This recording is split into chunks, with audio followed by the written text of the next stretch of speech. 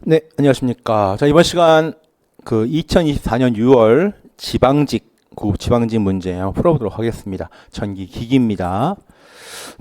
문제 수준 자체가 앞부분은 좀 쉬웠어요. 그죠? 한 15문제까지 쉬웠는데 그 이후부터 문제가 난이도가 상당히 높아져가지고 학생들이 체감하는 난이도가 굉장히 높아지지 않았을까 생각도 합니다. 근데 내용 자체도 원래 되게 어려운 내용들이 많이 들어갔는데요. 이걸 좀 쉽게 해석하는 방법을 한번 생각을 해보도록 하겠습니다.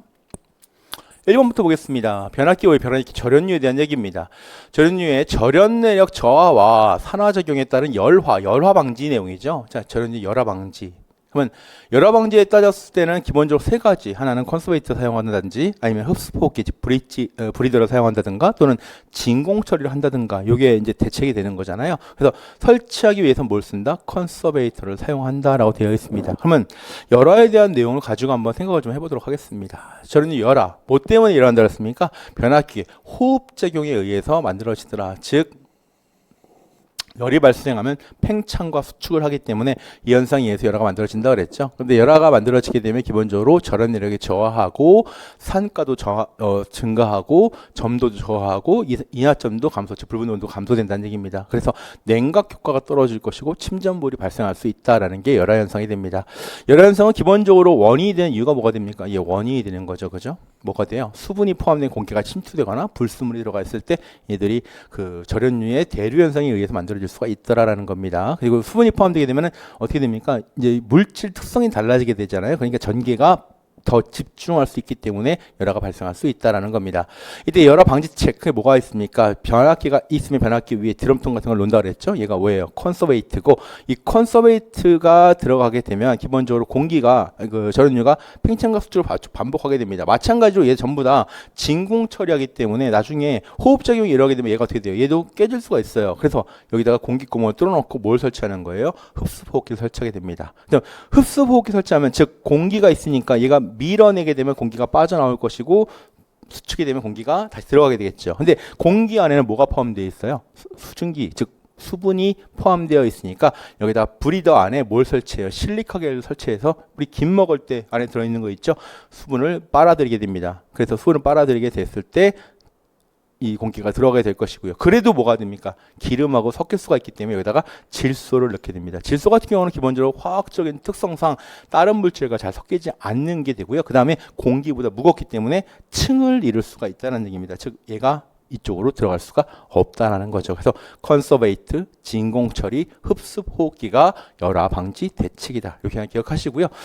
이 탱크와 컨서베이터 사이에다가 뭘 집어넣어요? 변압기 내부 고정 보호용으로 사용되는 부울츠 계전기가 들어가는데 얘 같은 경우는 진동을 느꼈을 때 동작을 하기 때문에 오동작이 좀 많을 수가 있어요. 그래서 반드시 비울체동 계전기와 같이 연결시켜서 사용한다. 이것도 여러분들 기억을 좀 해주시면 됩니다. 자, 두 번째 문제 풀어보도록 하겠습니다. 두 번째 문제, 자, 이거는 여러분들 키워드만 잘 잡고 가시면 돼요. 턴온과 턴오프 모두, 자, 턴온과 턴오프 모두 누가 한다는 거예요? 게이트 전류가 한다라는 겁니다. 일반적인 사이리스터는 턴온을 시킬 때 누구로만? 게이트로만 하고요. 오프는 게이트 전류로 할 수가 없는데 얘는 둘 다 가능하다라는 거죠. 그래서 둘 다 가능한 소자가 무엇이냐? 즉, 음의 게이트를 흘렸을 때 턴오프 동작을 하는 누구냐라고 물어봅니다. 뭡니까? GTO가 된다는 얘기죠. GTO. 그래서 1번 BJT, GTO, 사이리스터 보통 우리가 SCR 이렇게 생각하시면 되는 거고요. 트라이악이 있는데 답은 몇 번이 된다? 답은 2번이 된다라고 체크해 주시면 됩니다. 자, 그러면 얘네들 여러분들 소자 공부하실 때 어떻게 공부하십니까? 소자는 기본적으로 기억하셔야 되는 게 단자명을 반드시 기억하셔야 되고요. 각각에 대한 구동이 어떻게 되는지, 동작 특성이 뭐가 있는지 살펴보시면 좋겠습니다. 그래서 이렇게 한번 정리해 보도록 할게요. 자, BJT는 소자 자체가 단자가 어떻게 됩니까? 이미터, 베이스, 컬렉터로 구성되어 있고 얘는 어떻게 동작한다? 베이스 전류에 의해 동작한다라는 거죠. 그래서 얘를 전류 제어 소자라고 표현됩니다. 그리고 베이스 전류는 계속 도통을 시켜주기 위해서 흘러야 된다고 보시면 되겠고요. 그 다음에 도통시 전류는 컬렉터에서 이미터 쪽으로만 전류가 흐른다라고 보시면 됩니다. 이게 뭐가 됩니까? BJT의 소자 기호가 되는 거죠. 그래서 이거 기억하시면 되고요. GTO, 게이트 턴오프, 사이리스터 일종이지만 얘는 뭐가 된다? 정해 신호에서는 턴온, V의 신호에서는 턴 오프가 되도록 할 수 있다. 그래서 양방향 다 가능하게 제어할 수 있다라는 겁니다. 그래서 꼭 기억하시고요. 자, 그 다음에 사이리스터 SCR은 기본적으로 나오는 게 나중에 여러분 정류회, 위상 정류회로 문제 풀 때 많이 나오잖아요. 그죠? 그래서 이거 동작 특성도 기억하셔야 되는 거고, 간단하게 기억하시면 에노드, 캐소드, 게이트의 3단자로 이루어져 있고 단방향성이다라고 보시면 되는 거고, 요거 반대로 트라이아가 뭐가 됩니까? 에노드, 캐소드, 게이트로 이루어졌지만 얘는 양방향성이다. 즉 SCR 두 개를 갖다가 옆병렬로 구성되어 있다라는 겁니다. 그래서 양의 전류 방향에서는 양의 펄스가, 음의 전류 방향에서는 음의 펄스가 만들어지더라라는 걸 기억하시면 됩니다. 자, 요거 관련돼서 우리 지난번 시험에서 뭐가 나왔었냐면 턴오프에 관련된 얘기, 턴오프, 턴온이 어떻게 동작이 이루어지느냐에 대해서 나왔었잖아요. 이 문제도 마찬가지입니다. 자, 그래서 이렇게 하면 또 더 정리를 할 수가 있습니다. BJT 턴온 같은 경우는 컬렉터와 에미터 사이 전압값이 충분히 클 때 베이스 전류에 의해서 동작을 할 것이고, 턴오프는 베이스 전류에 차단하였고 컷오프 영역에서 차단을 시킨다라고 보시면 되는 거고요. GTO나 사이리스터나 트라이액 같은 경우는 똑같이 에노드와 캐스 전압을 정방향으로 전압을 인가시켰을 때 플러스 펄스의 게이트 전류가 흘러서 동작을 할 것이고, 얘는 게이트에 한 턴오프는 불가능하다라고 볼 수 있는데, GTO 같은 경우는 턴온을 시킬 때는 게이트의 플러스 펄스를, 턴오프를 시킬 때는 게이트의 마이너스 펄스를 인가시킨다라고 살펴보시면 된다라는 거. 그리고 우리 국가직을 봤을 때도 뭐가 있었습니까? IGBT, 모스펫도 있었잖아요. 그죠? 그 내용도 같이 여러분들 추가적으로 정리하면 같이 묶어주시면 충분히 공부하실 수 있을 거라 생각을 합니다. 자, 세 번째 문제 보도록 하겠습니다. 직권 직류전동기의 토크 특성에 대한 설명으로 옳지 않은 것은, 자, 이거는 직권 전동기에 대한 특성을 본다는 거예요. 그럼 우리 보통 직권 전동기의 속도는 뭐에 비례한다? 부하 전류에 반비례한다 그랬죠. 그죠? 즉 자속에 반비례한다라고 볼 수 있는 거고요. 토크 T는 I 전기자 전류, 부하 전류의 제곱에 비례한다라는 겁니다. 그래서 얘네들을 묶어서 보시면 관계가 어떻게 돼요? 토크 T는 n제곱분의 1의 관계다라는 거죠. 그래서 토크는 속도의 제곱에 반비례한다. 그냥 반비례가 아니라 제곱에 반비례한다라고 보시면 됩니다. 그리고 얘는 속도 변동이 빈번하게 일어나거나 기동 토크가 굉장히 큰 쪽으로 사용된다라고 표현하고 있죠. 그래서 전동차, 전기 철도나 크레인 등에 사용될 것이고, 자, 그다음에 한 가지 더 보시면 토크가 0에 가까워지면 그랬어요. 자, 토크가 0에 가까워지면 속도가 너무 빨라지므로 무부하 상태로 운전하면 안 된다 그랬죠.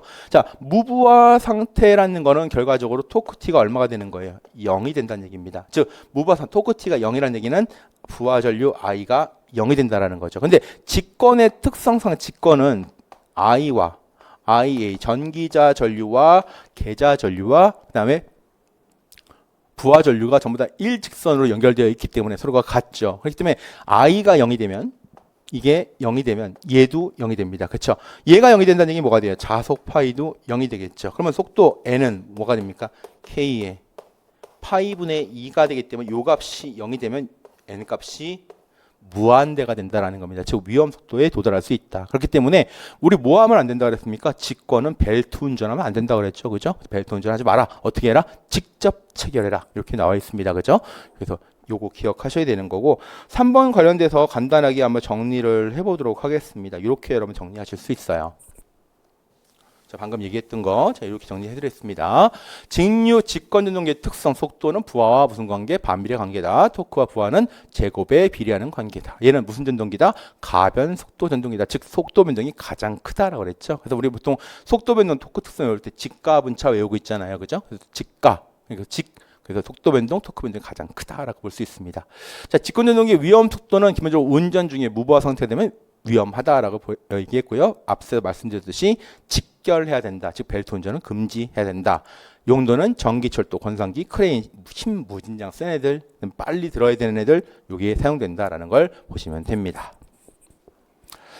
자, 네 번째 문제 풀어보도록 하겠습니다. 자, 지금 보시면 10kV라고 되어 있죠. 그럼 10kV는 뭐가 됩니까? 이 변압기의 전격 용량이 됩니다.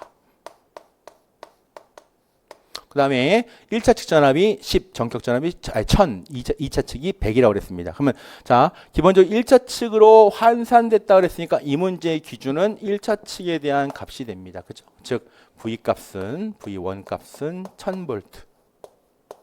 자, 요거 1kV 이렇게 바꿀 수 있죠. 그죠? 등가 임피던스가 6 플러스 j2의 8입니다. 즉 Z는 6 플러스 j2의 8인데 요거의 크기 구하시면 얼마가 됩니까? 루트 6의 제곱 플러스 8의 제곱 즉 15미 됩니다. 이 변압기의 최대 전압 변동률은 그랬습니다. 자, 우리 최대 전압 변동률은 어떻게 표현될 수 있습니까? P의 제곱 플러스 Q의 제곱이다. 즉 퍼센트 저항 강화의 제곱 플러스 퍼센트 리액턴스 강화의 제곱에 루트 씌우면 된다 그랬죠. 근데 이 값은 뭐하고 똑같아요? 퍼센트 Z 값하고 같다라는 얘기입니다. 그러면 얘는 전압 변동률 구하라는 문제지만 실제로 개념상으로 뭘 구하라는 문제예요? 퍼센트 Z 구하라는 얘기죠. 그러면 퍼센트 Z는 정의식 어떻게 나와요? 전격 전압 Vn분의 전격 전류 In 곱하기 Z의 크기 곱하기 100이다. 이렇게 쓰실 수가 있고요. 그 다음에 요거 하나 더 볼까요? Vn분의 Vs 곱하기 100이다. 여기서 VS라는 값이 무슨 값인 거예요? 얘는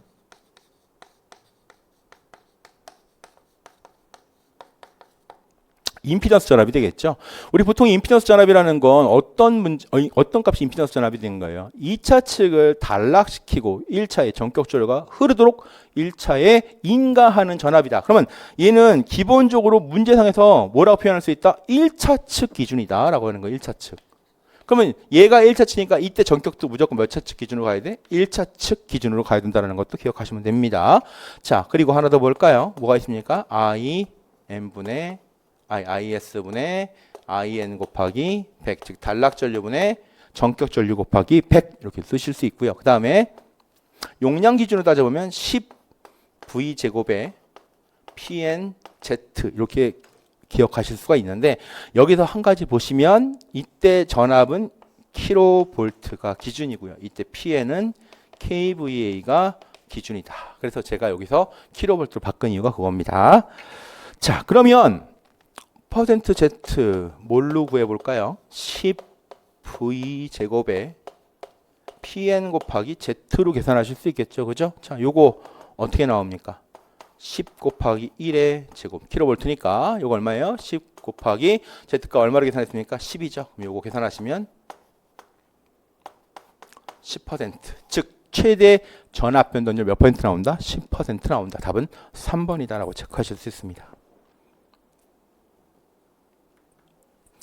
자, 5번 문제입니다. 5번 문제 이제 이제는 출제위원분들이 재밌게 문제를 많이 내주세요. 그죠? 일단 동기속도 구할 줄 아냐라는 문제가 되는 거고요. 거기서 얼마짜리로 계산할 것이냐, 극수 얼마일 때 이렇게 문제를 물어보는 거 마찬가지입니다. 자, 동기전동기 전기자 건선의 100Hz 전월 주파수가 인가되겠고요. 그죠? 이때 극수를 몰라요. 그죠? 동기속도 NS는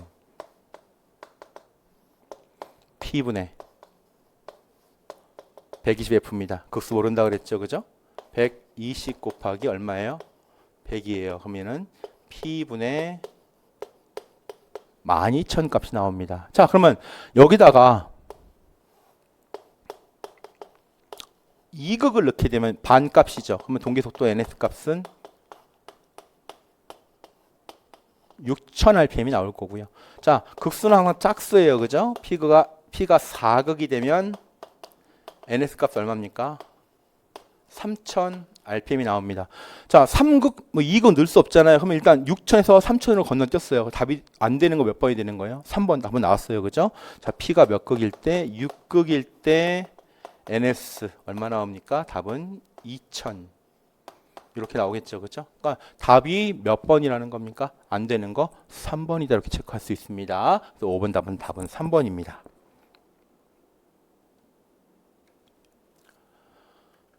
자, 6번 문제 풀어보도록 하겠습니다. 뭐에 관련된 문제입니까? 전기자, 반작용에 관련된 문제입니다. 여러분들 전기자 반작용 문제 나오시면 기본적으로 뭐 전기자 반작용에 대한 정의, 영향, 뭐 대책 잘 기억하고 계시는데요. 얘들이 결선을 어떻게 하는지 구조적으로 좀 모르시는 분들이 계시더라고요. 근데 자, 볼게요. 진육의 전기자 반작용에 대한 설명 중 옳지 않은 것은 그랬습니다. 일반적으로 전기자 반작용에 의해서 뭐가 됩니까? 자속이 줄어요. 즉 감자가 발생한다라는 거고요. 전기자 반작용 을 갖다가 없애기 위해서 뭐뭐 쓴다 그랬습니까? 보상건선 쓰고 보국 쓰고 계좌의 기저를 크게 만들어 준다 그랬죠. 그죠? 그다음에 전기자 반전 영향으로 전기적 중성축 즉 자속 파이 값이 0이 되는 자기적 중성축 값이 이동하게 되더라라고 하는 거죠. 그래서 이게 교차 자화작용에 의해서 즉 편제작용에 의해서 전기적 중성축이 이동한다라는 겁니다. 자, 근데 4번 보니까 뭐라고 돼 있나요? 보국의 코일은 일반적으로 전기자 건선에 병렬이 아니라 뭐가 되는 거예요? 직렬로 연결해서 전기자 반전을 계산한다라는 겁니다. 이해 가시죠? 그래서 보급 코일이나 보급 원선이나 보상 원선의 결선이 전기자와 직렬이다라는 걸 볼 수가 있습니다. 그래서 6번도 몇 번이에요? 4번이라는 걸 알 수 있습니다. 자, 그러면 전기자 반작용 많이 출제되는 부분 중에 하나입니다. 이거 정리 한번 해보도록 하겠습니다. 자, 기본적으로 전기자 반작용 뭐라고 그랬습니까? 전기자 전류에 의한 자속에 의해서 누가 계좌 자속이 영향을 받는 현상을 우리가 전기자 반작용이라고 그랬고요. 그 다음에 전기자 반작용 영향 크게 세 가지가 있죠. 뭐예요? 전기적 중성축, 즉 자기적 중성축이 이동하는 거, 계좌 자속이 감소한다라는 거. 그다음에 정류자 편간절합이 국부적으로 즉 어느 부분에 가면 높아지는 거죠. 그러니까 전반적으로 높은 건 상관없어요. 국부적으로 높아지기 때문에 그 높아지는 곳에서 불꽃이 팍팍팍 튀긴다라는 겁니다. 그래서 정류 불량이 발생하고 맥동이 발생하더라. 즉 직류 성분이 제대로 안 만들어지더라라는 거겠죠. 자, 전기자 반작용에 대한 분류 뭐가 있습니까? 감자작용이 만들어지고요. 감자작용에 의해서 발전기는 기전력이 감소할 것이고 전동기는 회전 속도가 상승하고 토크가 감소한다라는 거 챙겨두시면 되고요. 교차작용에 의해서 전기적 중성층이 이동한다. 이때 전기적 중성층은 발전기는 회전 방향으로 전동기는 회전 반대 방향으로 만들어진다라는 거. 대책은 보상건선, 보극을 설치할 것이고 계좌 기자력을 즉 자기회로의 저항값을 크게 만들어준다라는 걸 알 수 있습니다. 이때 보상건선과 보극건선은 어떻게 연결한다? 전기자 건선에 직렬로 연결한다라는 거 기억하시면 될 것 같습니다. 자, 그 다음 문제 보도록 하겠습니다. 7번 문제가 됩니다. 뭐 이 문제도 여러분들 충분히 푸셨던 문제라 생각을 합니다. 자, 변압기에 여자 전류에 몇 고조파가 많이 포함된대요. 3고조파, 즉 외형파가 많이 포함되는데 외형파 중에 제일 큰 값이 누가예요? 3고조파죠. 그래서 3고조파를 주로 잡아주는 거예요. 물로 델타 결선으로. 자, 근데 얘가 왜 많이 포함되어 있다? 자기 포화와 히스테리시스 현상에 의해서 많이 포함되어 있다라고 하는 거죠. 즉 포화되는 부분에서 자속을 갖다 올리는데 많은 전류가 필요한 거예요. 그러니까 여자 전류 값이 비정현적으로 나온다는 거죠. 즉 비정현파가 만들어진다는 겁니다. 그래서 7번도 몇 번이다? 답은 3번이다. 이렇게 체크하실 수 있고요. 8번 문제 보도록 하겠습니다. 자, 8번은 이 그림만 살펴보시면 됩니다. 자, 전부와 운전되고 있을 때 회전자와 동일한 속도, 즉 회전하는 애, 회전자의 부속이 아닌 것은 뭐가 되느냐 그랬습니다. 자, 그러면 회전하는 부분에 달려있는 애가 누가 있습니까? 전기자가 있고, 자, 얘 누가예요? 전기자예요. 그죠? 그다음에 전기자하고 결선되어 있는 부분이 누가 됩니까? 예, 정류자가 되겠죠. 이 전기자 어떻게 구성돼요? 철심이 있고 전기자 권선이 있는 거죠. 이 브러쉬라는 건 전동기에서 어떤 역할이 되는 거예요? 외부 회로와 내부 회로를 바깥에서 연결해 주는 거예요. 그렇죠? 그렇기 때문에 얘는 회전자의 부분이 아닙니다. 즉 회전하지 않는 부분 브러쉬. 한 가지 기억하셔야 돼요. 브러쉬는 소모품입니다. 자, 9번 문제 살펴보도록 하겠습니다. 자, 얘도 몇 가지만 찾아보시면 답을 쉽게 찾을 수 있습니다. 일단 Y냐 델타냐 그게 중에 하나예요. 그죠? 자, 절연이 우수하고 우리 보통 절연이 우수하다라면 무조건 얘는 누구의 특성이에요? Y의 특성인 거죠. 그죠? 절연이 우수하다는 얘기는 기본적으로 어떻게 됩니까? 상전압이 상관전압보다 루트 3분의 1배가 되기 때문에 낮은 전압에서 절연을 시킬 수 있고 절연 비용도 낮출 수 있고 즉 단절연도 채용이 가능하기 때문에 절연이 우수하다 표현할 수 있습니다. 그런데 Y결선 자체는 뭐한다? 순환 전류가 흐르지 않습니다. 근데 이거를 갖다 일단 모른다 생각해 봅시다. 자, 근데 그 다음 뭐 한다 그랬어요?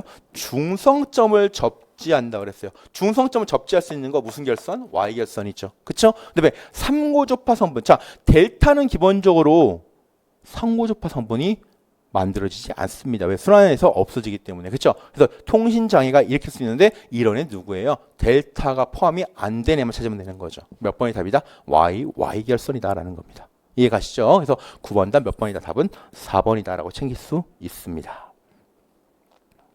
자, 그러면 방금 얘기했던 거 Y결선에 대해서 어떤 특성이 있는지 한번 잠깐 보도록 할게요. 1차와 2차 전압이 보다 위상차가 없다라고 그랬고요. 중성점 접지가 가능하다 그랬죠. 즉 이상전압이 발생하지 않는다라는 거. 그다음에 상전압은 성간전압의 몇 배? 루트 3분의 1배다라고 표현했습니다. 그래서 절연이 상당히 편하다, 용이하다. 절연이 용이하다는 말은 그만큼 절연 비용이 다운된다라는 겁니다. 낮아진다라는 거 표현할 수 있는 거고요.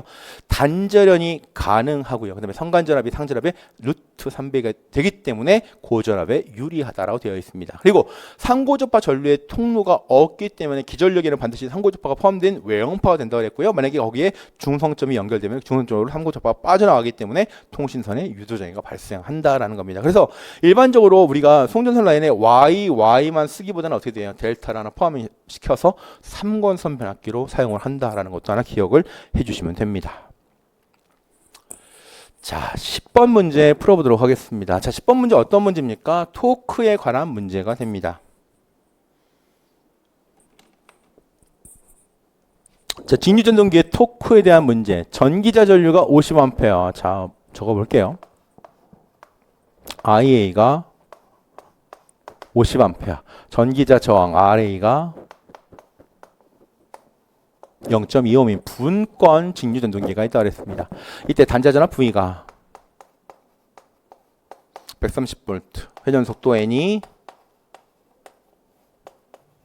1200rpm으로 운전되고 있을 때 토크를 계산해라. 자, 토크 T라는 건 오메가분의 우리가 P로 나타낼 수가 있고요. 이때 오메가는 2파이 60분의 N으로 표현되고 있죠. 그렇죠? 그 다음에 출력값, 전동기의 출력은 뭐가 되는 거예요? 역기전력 2 곱하기 전기자 전류 IA 값으로 표현됩니다. 자, 이때 분권이라고 그랬죠. 그죠? 그러면 2파이에 60분의 N은 그대로 두고, 자, 이 역기전력 어떻게 표시합니까? V 마이너스 IA RA에 곱하기 IA가 됩니다. 자, 요식 다시 한번 정리해 볼게요.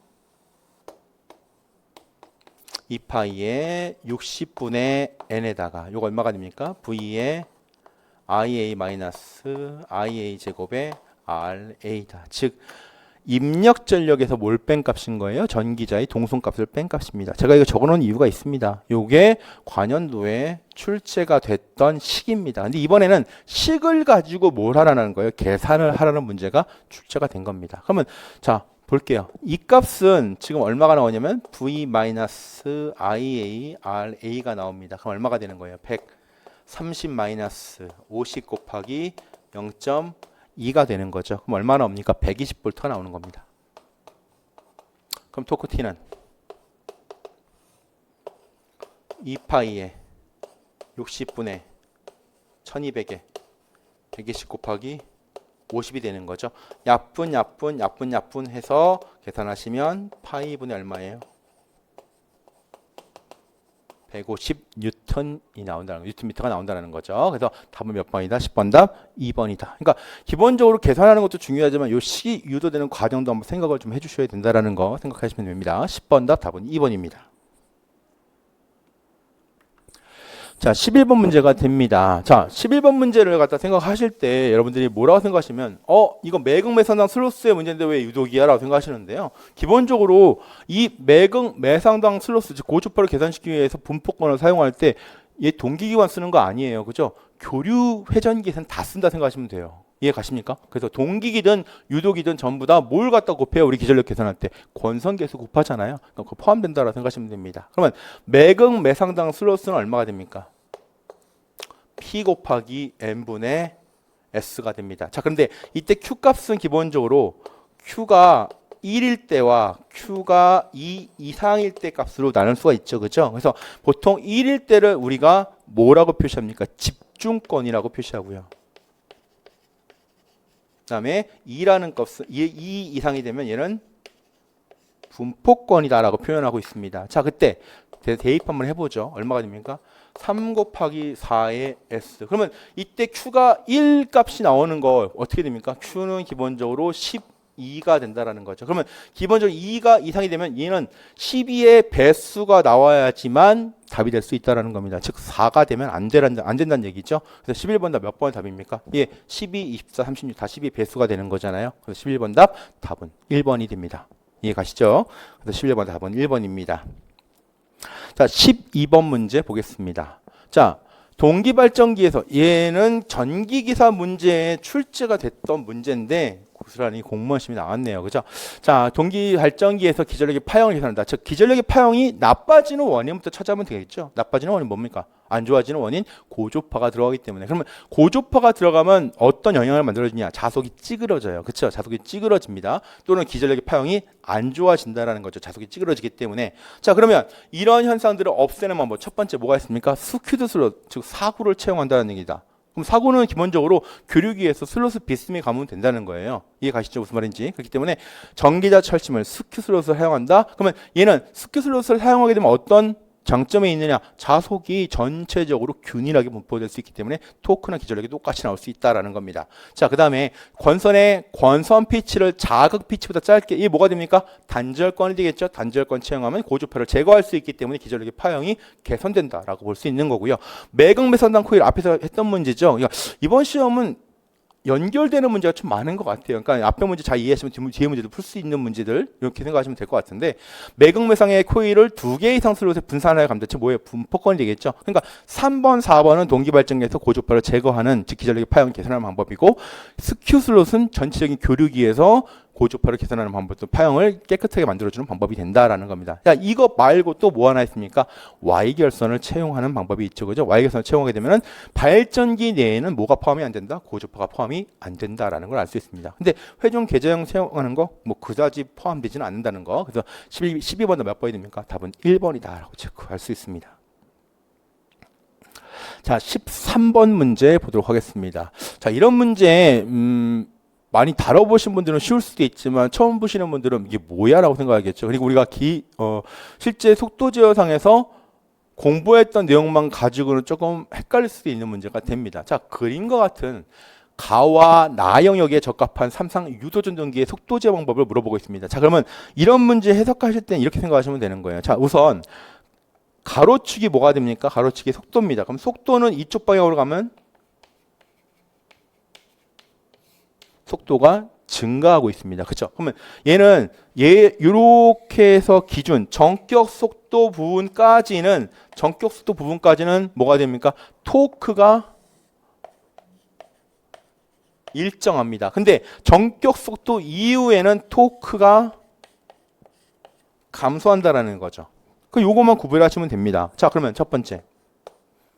자, 가 영역을 살펴보겠습니다. 그럼 토크가 일정하고 속도에는 뭐 한다?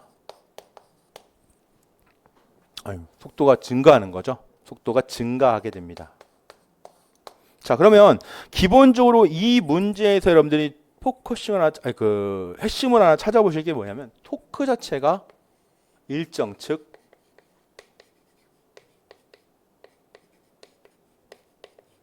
정토크 특성을 나타낸다라는 거죠.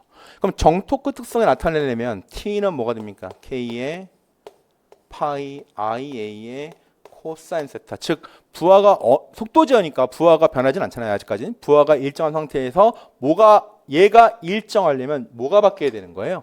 자속 파이가 바뀌어야 되죠. 즉 얘가 일정하려면 얘도 일정해야 돼요. 즉 자속이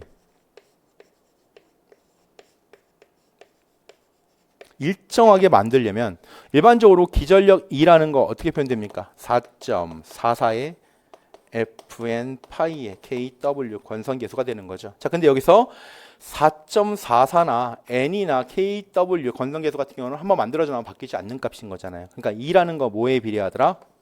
F 곱하기 자속 파이에 비례하더라. 근데 얘가 일정하대요. 그렇죠? 얘가 일정하게 되려면 어떻게 돼요? F분의 이 값이 얘가 증가하면 얘도 같이 증가해야 돼요. 이유가 뭐가 되는 겁니까? NS는 P분의 120F이기 때문에 극수가 변하지 않는 상태에서 주파수만 제어했을 때 속도가 증가한다 이렇게 보는 거잖아요. 그러면 자속이 안 바뀌려면 주파수가 증가함에 따라서 이 값도 증가해야 되는 거. 그래서 우리가 보통 얘를 EF 제어, EF 주파수 제어 이렇게 표현하고 있습니다. 얘가 나중에 뭐가 되는 겁니까? VVF가 되는 거죠. 가변 전압, 가변 주파수 제어법이 됩니다. 자, 그다음에 두 번째 보겠습니다. 나 영역에서는 토크가 뭐 하고 있습니까? 감소하고요. 속도에는 증가하고 있습니다. 자, 요거 이렇게 한번 살펴볼게요. 일반적으로 출력 값은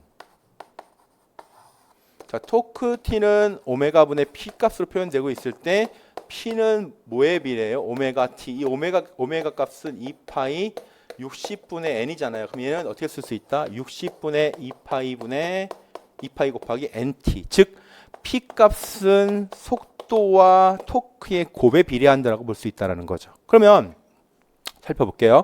얘가 지금 뭐 한대요? 감소한대요. 얘는 뭐 한대요? 증가한대요. 이 값은 뭐가 됩니까? 일정하잖아요. 그쵸? 즉, 이 나 영역 부분은 어떤 영역이다? 정출력 제어 부분이다.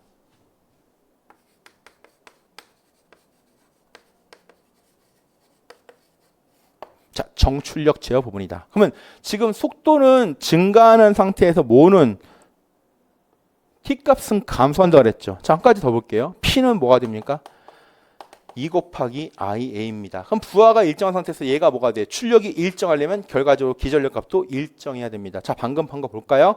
E는 뭐에 비례하더라? F 곱하기 파이에 비례하더라. 자, 속도를 증가시키기 위해서 주파수를 증가시켰어요. 자속은 뭐예요? 떨어져야 되겠죠. 그렇죠? 자속은 떨어져야 돼요. 그러면 이 값은 결과적으로 일정해 지더라. 왜? 이 값이 같이 정출력, 즉 출력 값이 일정하니까 기전력 값도 일정해야 된다라는 거죠. 자, 그러면 여기서 한 가지 보실게.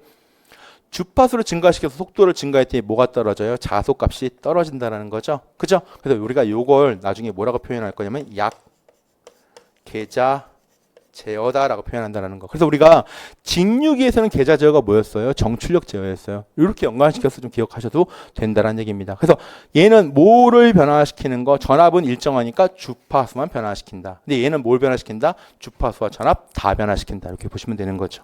자, 그럼 보기를 보겠습니다. 보기에 뭐라고 표시되어 있나요? 가는 무슨 제어법? 전압, 주파수, 일정 제어. 즉 이게 뭐가 되는 겁니까? F2 제어가 되는 거고요. 그죠? 얘는 뭐가 됩니까? F 제어가 되는데 우리가 요거를 약 계자 제어다. 이렇게 얘기를 하고 있다라는 거죠. 그래서 답이 몇 번이다? 3번이다. 13번 기억을 하시는 분들은 좀 편하게 기억할 수 있지만 이게 좀 어려울 수도 있어요. 그죠? 13번 답은 몇 번이다? 3번이다 라고 체크하실 수 있습니다. 자, 이번에는 14번 문제를 보겠습니다. 네. 저는 뭐 이렇게 제가 좀 편협할 수도 있는데 14번 같은 문제는 안 나왔으면 좋겠어요. 왜냐면 이거 요즘 잘 쓰지 않는 전동기 중에 하나거든요. 히스테리 전동기가. 특수 전동기입니다. 특수 전동기인데 잘 쓰지는 않는다라고 보시면 돼요. 얘가 거의 어떤 특성하고 비슷하냐면요. 쉐이딩 코일하고 거의 비슷해요. 그래서 어디에 많이 쓰냐면 전축 같은 데 또 레코드, 테이프 레코드 하는데 많이 사용되는데 이 히스테리시스 전동기는 말 그대로 히스테리시스 현상에 의해서 동작을 한다라는 것을 기억하시면 되고요. 크게 많이 사용되는 이유가 뭐냐면 조용히 운전할 때 많이 쓰게 됩니다. 조용히 운전.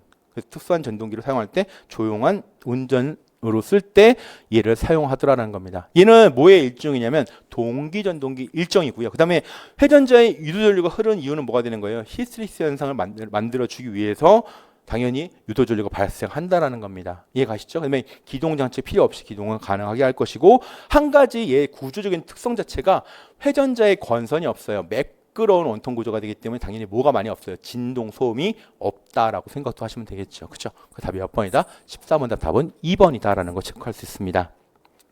자, 그러면 간단하게가 아니죠. 히스테리시스 전동기에 대한 구조 어떻게 된다 그랬습니까? 유도전동기의 고정자와 동일 구조가 되는 거고요. 회전자는 기본적으로 영구자석을 사용한 매끄러운 원통 구조다. 즉 건선이 없다라고 보시면 됩니다. 일반적으로 이 회전자가 구속 상태가 되면, 즉 구속 상태라는 거는 정지나 기동 상태가 될 수도 있는 거죠. 얘가 회전 자계가 돌아가면서 히스테리시스 현상이 만들어지면서 지연 토크에 의해서 힘이 발생하면서 회전하게 되는 거고요. 그 다음에 기본적으로 무버화 상태에서는 항상 어떤 동기 속도로 회전하게 된다. 이때 에너지 전달 형태가 히스테리시스 손실, 즉 루프에 관련된 만큼 에너지가 전달되더라라는 거 볼 수 있는 거고요.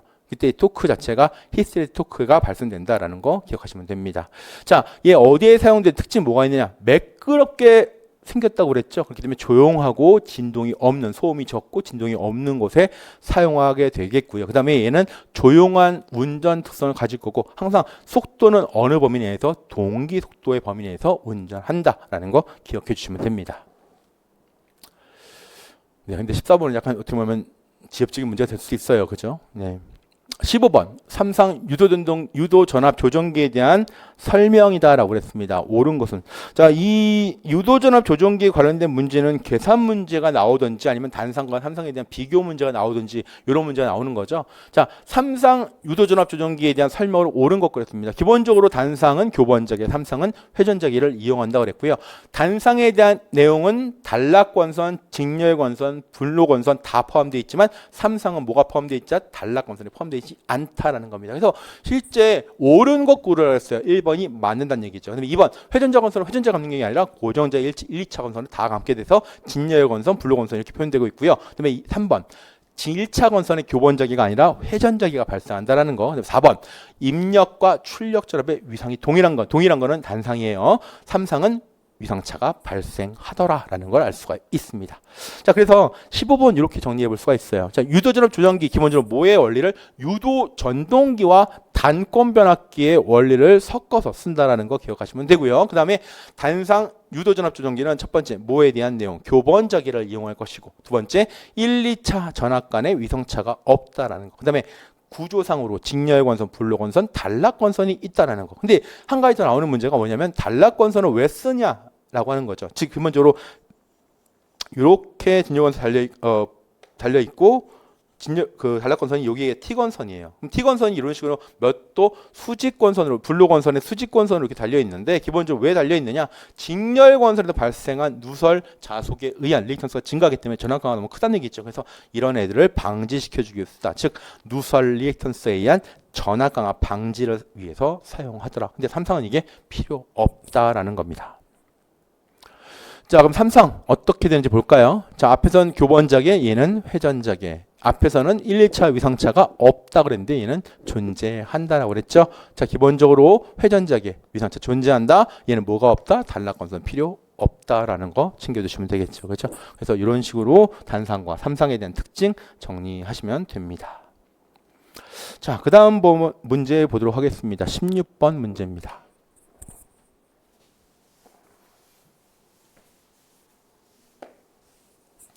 브러시리스 진위전동기 BLDC 모터에 관한 문제입니다. 옳지 않은 것은 그랬죠. 얘는 자 BLDC는 말 그대로 뭐가 없다라는 거예요. 브러쉬가 없다는 겁니다. 그럼 정류자하고 브러쉬의 역할을 다른 애들이 좀 해줘야 된다는 얘기죠. 그렇죠? 그 역할을 해주는 게 바로 홀 센서가 되겠고요. 이때 진유전원의 구동 값을 입력해주기 위해서 즉 구형파 형태의 전원값을 입력해주기 위해서 누가 사용한다? 인버터가 사용된다라는 겁니다. 근데 구형파, 인버터에 의해서 구형파가 들어가게 되잖아요. 그럼 구형파 같은 경우는 무수히 많은 고주파가 포함된 파형이기 때문에 기본적으로 뭐가 발생할 수 있다? 토크의 리플이 발생할 수 있다라는 겁니다. 즉 맥동이 발생한다라는 걸 알 수가 있습니다. 근데 상이 많다라는 건 즉 단상하고 삼상과 비교했을 때 상이 많다라는 건 그만큼 자속이 많이 나온다는 얘기죠. 그러니까 자속이 많다는 얘기는 토크가 그만큼 세진다는 얘기입니다. 즉 단상 여사방, 한상 여자방식 이상 여자방식보다 발생한 토크가 크다가 아니라 작다가 되어야 된다는 거죠. 무슨 말인지 아시겠죠? 그죠? 그래서 16번 답 옳지 않은 거 틀린 거 몇 번이다? 답은 2번이다. 이렇게 체크할 수 있고요. 자, 브러시리스 모터 한번 볼게요. 구조상으로 보게 되면은 자, 안에 게 뭐가 되는 거예요? 퍼머넌트 마그네틱 영구 자석이 될 것이고요. 밖에는 고정자에는 회전 권선이 감겨 있는 구조가 됩니다. 이 권선의 위치를 판단하기 위해서 즉 회전자기의 위치를 판단하기 위해서 뭐가 달려 있다라는 겁니까? 홀 센서가 달려 있어서 각각 위치를 판단하게 되는 거고요. 이때 회전자 쪽에 전류를 계속 스텝별로 계속 연결시켜줘서 자석을 끌어주는 거다라고 보시면 되는 거죠. 그죠? 그죠? 그래서 BLDC 전동기 특성 살펴보시면 뭘 쓰지 않는다?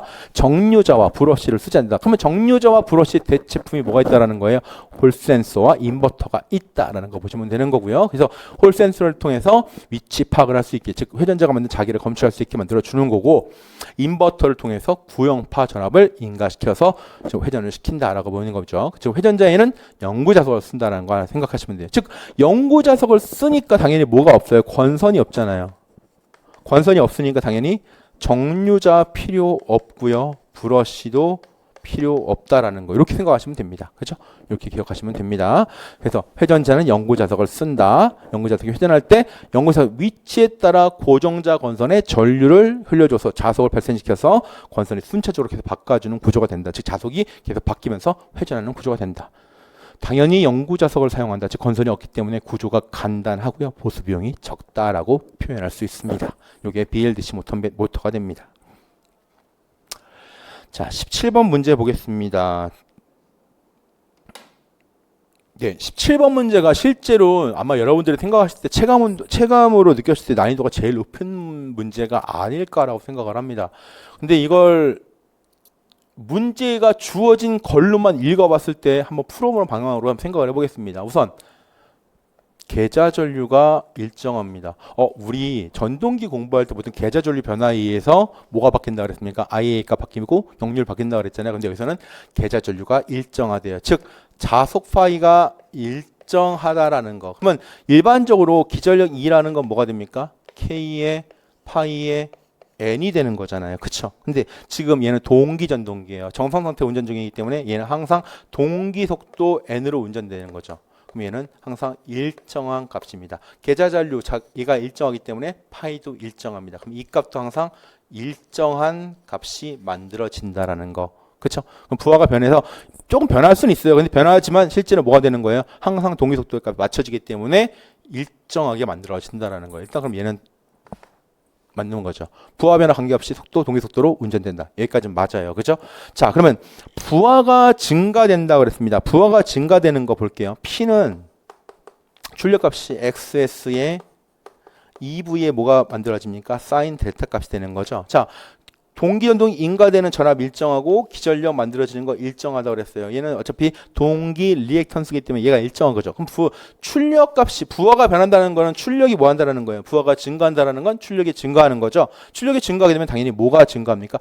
얘는 부하각이 증가합니다. 근데 부하각이 증가하다가 어차피 부하각이 증가하면 뭐가 바뀔 수가 있어요? 동기 속도가 바뀔 수가 있는 거잖아요. 그래서 부하각이 증가하다가 얘는 항상 속도가 무슨 속도라고 그랬어요? 동기 속도이기 때문에 이 값에 맞춰줘야 돼요. 그래서 나중에 어떻게 됩니까? 부르르르 떨어요.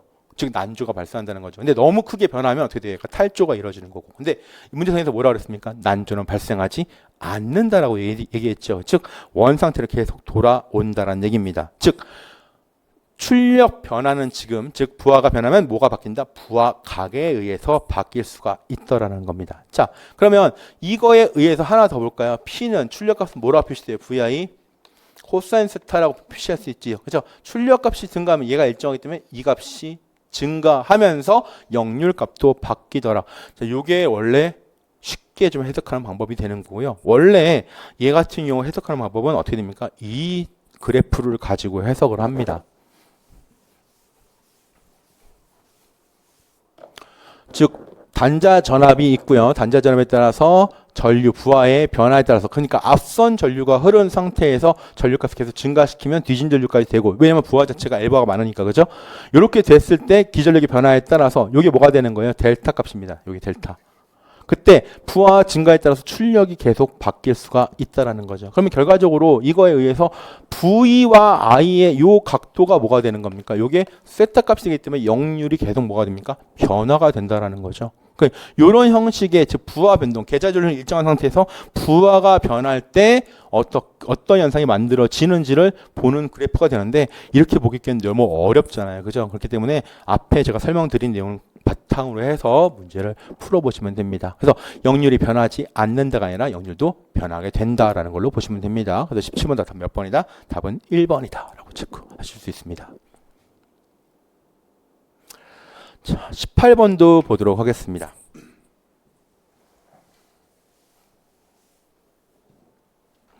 삼상 유도전동기 동작 특성에서 슬립이 0과 1일 때 값이 모두 0인 것은 그랬습니다. 자, 우선 이렇게 한번 생각을 해볼게요.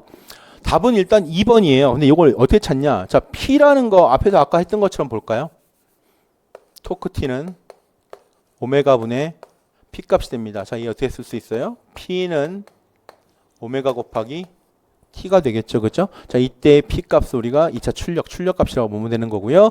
얘가 어떻게 쓸 수 있냐면 2파이의 60분의 n 곱하기 t다. 이렇게 한번 살펴보도록 하겠습니다. 결과적으로 출력 값은 뭐에 비례합니까? n 곱하기 t에 비례하게 됩니다. 자, 근데 슬립에 대한 관계를 따져보시면 S가 얼마일 때 0일 때의 관계와 S가 1일 때의 관계를 한번 살펴볼 수가 있습니다. 그러면 자, 이 문제도 사실은 문제 자체의 난이도가 원래 높은 문제가 됩니다. 전반적으로 봤을 때. 근데 요렇게만 놓고 보시면 조금 편하게 푸실 수 있다는 얘기죠. 자, S가 0이란 얘기는 속도 n이 뭐하고 똑같은 거예요. 동기 속도와 거의 같게 나타나는 거죠. 그럼 이때는 우리가 어떤 상태입니까? 즉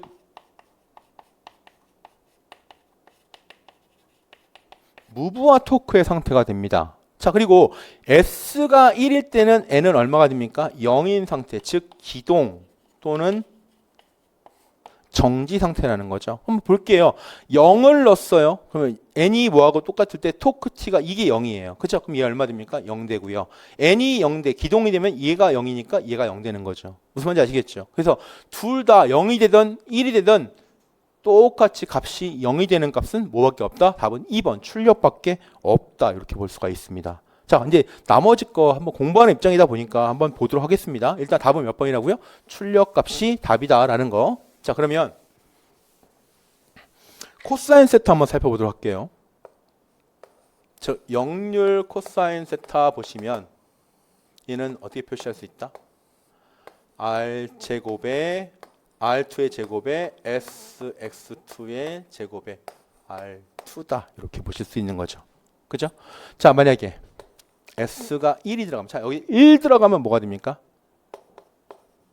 코사인 세타는 루트 R의 제곱 플러스 X R2의 제곱에 X2의 제곱에 R2 이렇게 되는 거죠. 그러면 이 값보다 뭐가 되는 거예요? 역률 값이 커지는 거죠. 그쵸? 그 다음에 S가 0이 들어가면 코사인 세타 0 들어가면 이쪽 분 0이에요. 그렇죠? 그러면 루트 R의 제곱 제곱제가 없어지니까 얘는 R제곱분의 R제곱 즉 1이 되는 거죠. 즉 우리 유도 준동기는 동기 속도 부근에서는 역률이 거의 뭐하고 똑같아요? 1하고 똑같아요. 음입학할 수 있겠죠, 그죠? 그 점 하나 기억하시면 돼요. 그리고 한 가지 더, 우리 일반적으로 유전동기 같은 경우는 기동시에 뭐가 돼요? 기동시에 역률이 굉장히 안 좋죠, 그죠? 역률이 안 좋아지면서 부하가 증가할수록 역률이 개선된다라고 보시면 됩니다. 그래서 첫 번째 이렇게 해석을 할 수 있고요. 두 번째 보시면 뭐가 있습니까? 출력, 방금 했으니까 기억하시면 되고, 자. 3번하고 4번은 좀 묶어서 얘기해 볼게요. 얘는 뭐에 관련된 거로 살펴보시면 되면 I2S에 관련된 거, 즉 2차 전류에 대한 내용으로 살펴보시면 됩니다. 일반적으로 2차 전류 값은 S분의 R2 플러스 J의 X2분의 E2다라고 보실 수 있는 거죠. 자, 만약에 S가 1일 때는, 자, S가 1일 때는 뭐가 됩니까? I2S 값은 R2 플러스 J의 X2의 E2 값으로 I2 값이 증가해요. 자, 이 의미는 결과적으로 S가 1일 때 어떤 상태? 기동 상태이기 때문에 전류 값이 상당히 커지죠. 전류 값이 커지기 때문에 입력값 P2 값도 뭐가 되더라? 증가한다라고 볼 수가 있습니다. 이해가시죠? 자, 그 다음에 S가 얼마일 때?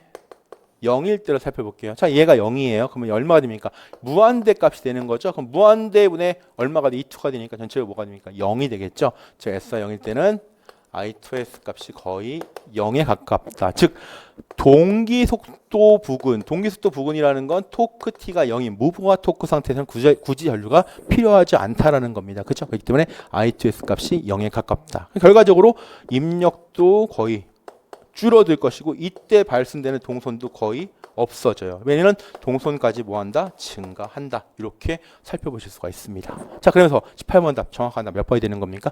2번이 된다라고 표현할 수 있는 거죠. 자, 그 다음에 19번 문제 한번 살펴보도록 하겠습니다. 자, 19번 문제는 그림을 보기에 따라서 뭐 기본적으로 돌극형 동기 전동기가 될 수도 있고요. 또는 릴럭턴스 전동기에 대한 내용으로 살펴보실 수 있습니다. 그래서 보통 특수기기에 들어갈 수도 있고 또는 동기기의 기본적인 구조로 보실 수도 있습니다. 자, 그러면 일반적으로 이런 그림에 대한 설명으로 옳지, 즉 그림과 같은 전동기에 대한 설명으로 옳지 않은 것은 그랬습니다. 자, 바깥에 있는 부분이 뭐가 되는 겁니까? 고정자가 되고 안쪽이 회전자가 됩니다. 즉 바깥에는 권선이 감겨져 있고 안쪽에는 뭘 쓴다? 영구자석이나 일반적으로 돌극형 구조로 사용한다라는 걸 볼 수가 있는 거죠. 자, 그랬을 때 얘네들은 기본적으로 어떻게 회전하게 됩니까? 얘는 두 가지의 형식의 토크가 만들어집니다. 하나는 마그네틱 토크가 만들어지고 또 하나는 릴럭턴스 토크가 만들어지는데 이 릴럭턴스 토크에 의해서는 즉 축 자체에서 직축 리액턴스와 횡축 리액턴스의 차이에 의해서 만들어진다라는 겁니다. 즉 보겠습니다. 자, 첫 번째 보니까 뭐라고 되어 있어요? 정연파 전류에 의해서 구동한다고 되어 있습니다. 자, 일반적으로 고정자에서 뭘 만들어줘요? 회전자기를 만들어줘서 계좌를 끌고 가야 되잖아요. 그러면 회전자기를 만들어주려면 당연히 뭐가 흘러야 돼요? 전류가 흘러야 됩니다. 이때 전류, 교류 전류니까 정연파 전류에 의해 구동된다. 이게 맞는 얘기가 되는 거죠. 자, 그 다음에 두 번째, 직축 인덕턴스와 Q축 인덕턴스보다 크다라고 표현할 수 있습니다. 자, 근본적으로 축에 대한 값은 뭐가 작아요? 이거에 의한 자기 저항값이 작아요. 그 다음에 Q축은 그만큼 뭐가 크다? 자기 저항값이 크다라는 얘기입니다. 그러면 우리 인덕턴스라는 우리 이렇게 생각할 수 있죠. I분의 N파이가 될 것이고 우리 기본적으로 이게 어떻게 표현할 수 있습니까? R N분의 N제곱. 물론 권선에 대한 값보다는 뭐에 대한 값? 자기 저항과 무슨 관계? 반비례 관계라는 거죠. 결과적으로 자기 저항의 작은 쪽에 인덕턴스가 클 것이고 자기 저항이 큰 쪽의 인덕턴스가 작게 된다. 즉 직축의 인덕턴스가 Q축의 인덕턴스보다 크다라고 표현했죠. 그래서 우리가 보통 동기기 공부하실 때 어떻게 공부했어요? XD가 XQ보다 크다라고 표현을 했었잖아요. 그죠? 이렇게 하나 기억을 해주시면 됩니다. 자, 그 대신 하나 기억할 건 자기 저항값은 누가 더 크다? Q축이 훨씬 더 크다라는 것도 생각을 해주시면 됩니다. 이렇게 물어볼 수도 있어요. 그죠? 그래서 2번 맞는 내용이 되고 있고요. 자, 그 다음에 최대 토크를 높이려면 돌급비가 커야 되는데 일반적으로 돌급비라는 건 자, LQ분의 LD 또는 XQ분의 XD 이렇게 표현할 수 있어요. 그러면 돌급비가 크다는 건 직축 리액턴스, 직축 인덕턴스 본이 훨씬 큰 거잖아요. 그죠? 이게 커야지만 뭐가 만들어질 수 있다? 최대 토크가 커진다라는 겁니다. 그래서 3번도 맞는 얘기가 됩니다. 자, 근데 무부하에서 D축이 회전자와 이루는 각도가 최대가 된다라고 표현했는데요. 자, 볼게요. 일반적으로 이 돌극형 같은 경우에 델타 범위는 0에서부터 몇 도까지?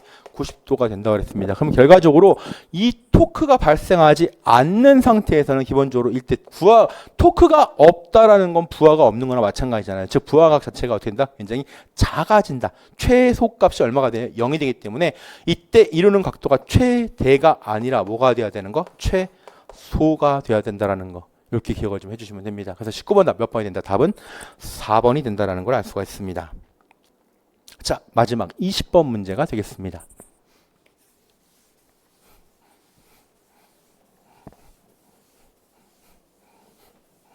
자, 이제 단상 풀브릿지 관련된 문제가 벌써 이제 예전에 재작년에 고졸 평가에서 한번 나온 적이 있고요. 이번에 이제 두 번째 문제가 나오게 되는데 풀브릿지 인버터 발생하지 않아야 하는 스위칭 상태에 대해서 나타냅니다. 자, 그러면 여기서 여러분들 힌트를 하나 찾으셔야 돼요. 기본적으로 이런 브릿지 문제 나올 때는 우리 길찾기라고 해서 한번 따라간 적이 있는데 얘는 인버터예요. 인버터라는 건 DC가 들어가서 뭐가 됩니까? AC를 만들어야 되는 거죠. 그럼 DC가 들어간다는 건 한 방향으로만 전류가 들어가야 돼요. 자, 찾아볼게요.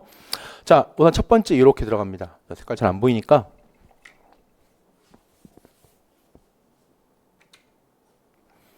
자, 요쪽으로 하나 들어가요. 그죠? 그럼 여기가 이렇게 했을 때 요 스위칭을 시켜서 반드시 부하 쪽을 타고 들어왔을 때 이렇게 들어가겠죠. 첫 번째는 S1과 S2는 동시에 온을 시켜야 돼요. 그죠? 자, 두 번째. 자, 근데 이거 하나 볼게요. 여기에 신호가 뭐가 돼요? 이렇게 들어가는 거죠. 그죠? 여기가 플러스, 마이너스예요. 그러면 우리가 직류가 들어가서 얘는 뭐가 나와야 된다는 거예요? 교류가 나와야 되는 거죠. 그럼 일단 플러스 신호가 이렇게 나왔어요. 근데 문제는 이렇게 정연적으로 나오지는 않는 거죠. 어떻게 나와요? 구형파 형식으로 나온다는 것도 하나 생각하시면 됩니다. 자, 그 다음에 이게 어떻게 돼요? 플러스로 들어가서 이쪽으로 나오게 되면 얘가 이렇게 돼요. 그죠? 이렇게 사고 올 수 있겠죠. 그럼 얘는 마이너스에서 플러스 방향 이렇게 갔어요. 그러면 신호가 어떻게 나온다는 얘기입니까? 이런 식의 신호가 나온다는 얘기죠. 물론 여기서도 마찬가지로 여기서 구형파의 신호가 만들어지면 이쪽도 마찬가지로 구형파의 신호가 된다는 겁니다. 그러니까 실제로 파형 자체가 깨끗하지가 않아요. 그러다 보니까 이제 뭐가 되는 거예요? 파형에 대한 간격을 조정해주면서 PWM 제어를 한다는 얘기죠. 그렇죠? 자, 그런데 여기까지 일단 볼까요? I3, I1 얘까지 맞는 거죠. 두 개는 맞아요. 그러니까 실제로 얘가 동작을 하면 얘가 동작을 해야 되는 거고 얘가 동작을 하면 얘가 동작을 해야 된다는 겁니다. 그렇죠? 이게 아니죠. 그죠? 이게 아니고 S3와 S4가 되니까 요거죠. 그죠? 요거하고 요거는 동작을 한다는 겁니다. 자, 그러면 2번과 3번 중에 하나인데, 자, 그러면 2번을 볼게요. 자, 만약에 이 부하 자체가 L 부하라면 L에 대한 값은 뭐가 됩니까? 항상 지연적으로, 이게 스위칭이 안 됐을 때 지연적으로 지연각이 만들어지겠죠. 그렇기 때문에 여기서 요렇게까지 얘 두 개가 연결된 회로가 되는 거는 결과적으로 얘가 뭐 됩니까? 전원이 인가되지 않았을 때 상태가 되니까 얘가 우리가 무슨 모드가 되면 환류 모드가 됩니다. 즉 환류 다이오드 역할을 한다는 얘기입니다. 환류 모드가 되기 때문에 S2와 S 뭐가 돼요? 1과 S3는 동시에 턴온을 가능해서 파형을 좀 개선시킬 수가 있습니다. 그러니까 어떻게 되냐면 얘가 이런 식의 파형을 만들어 줄 수가 있다는 얘기입니다. 자, 근데 S2와 얘하고 동시에 온이 되면, 자, 전원이 이렇게 연결됐어요. 이렇게 해서 얘하고 이렇게 해서 연결되면 소자와 소자끼리 뭐가 되는 상태가 되는 거예요?